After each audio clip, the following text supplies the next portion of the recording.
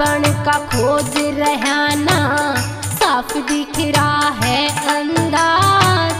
बहु बड़ा के रंग महलों में किचक ने बुलाई।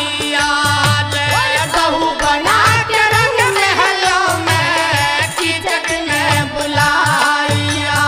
आज 24 घंटे रहे नाक पे गुस्से में तू होरी लाल।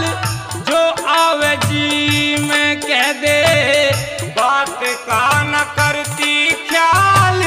सारे काज सवर जाएंगे तू कट जावन दे गुप्ती साल।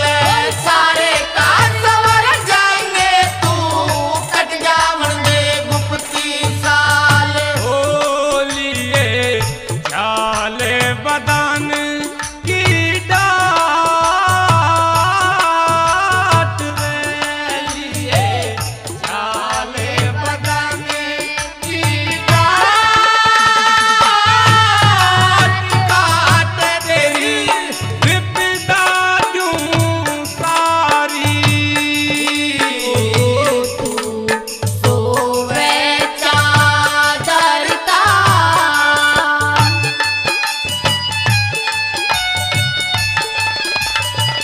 और देखिए भाई लखन सिंह शिकोपुर से समाज सेवी 3100 रुपए से मान सम्मान करते हैं। भाई का बार बार धन्यवाद।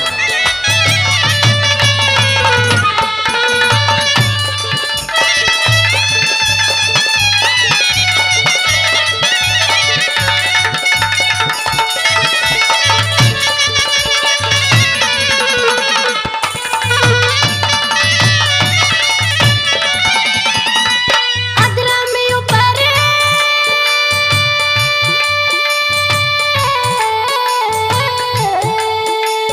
हो,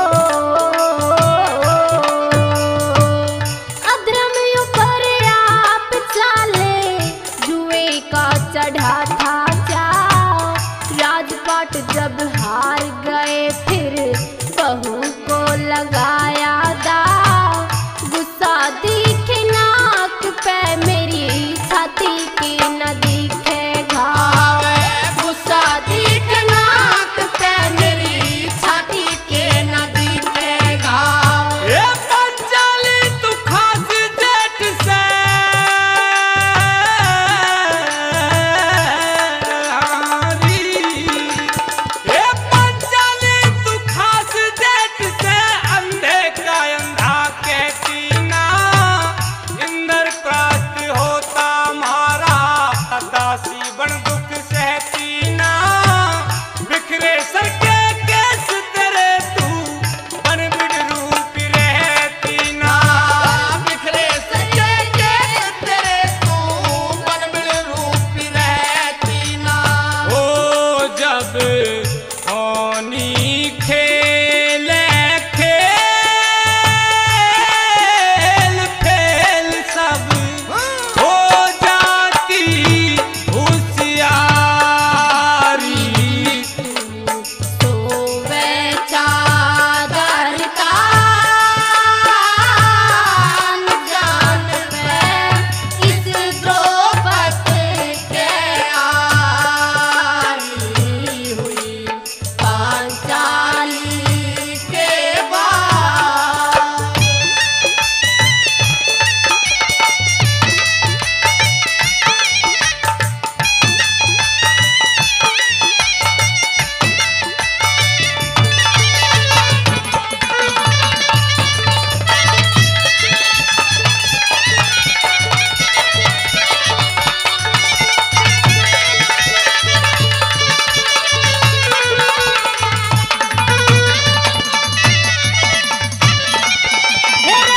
उसने जेठ बतावे से जो, उसने जेठ बतावे से जो मुझको जान दिखावे था।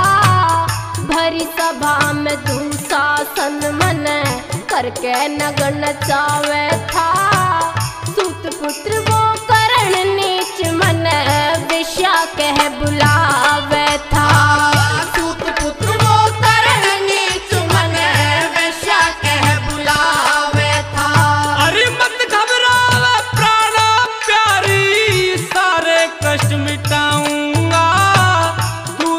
दुशासन की छाती का मैं लहू काढ़ के लाऊंगा, दुर्योधन की जंगा तोड़ूं ऐसी गदा चलाऊंगा। दुर्योधन की जंगा तोड़ूं ऐसी गदा चलाऊंगा। ओ तू मल मल धोना केस, तू मल मल धोना केस, द्वेष की तुझ जागी चिंगारी।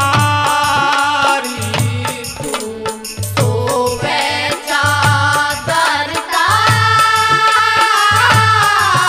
जान पे इस द्रौपदी के आरी हुई पांचाली के बाद। और देखिए भाई दयाराम जी बाबा ग्रुप से मांगर निवासी 11,000 रुपए से मान सम्मान करते हैं। बार बार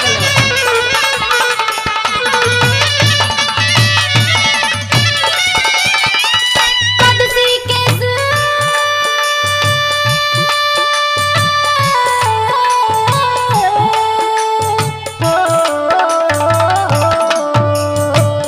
कदसी के धुलावेगा पिया, जब तोड़ मर जाऊं मैं। 5 पति के होने से भी दर दर ठोकर खाऊं मैं।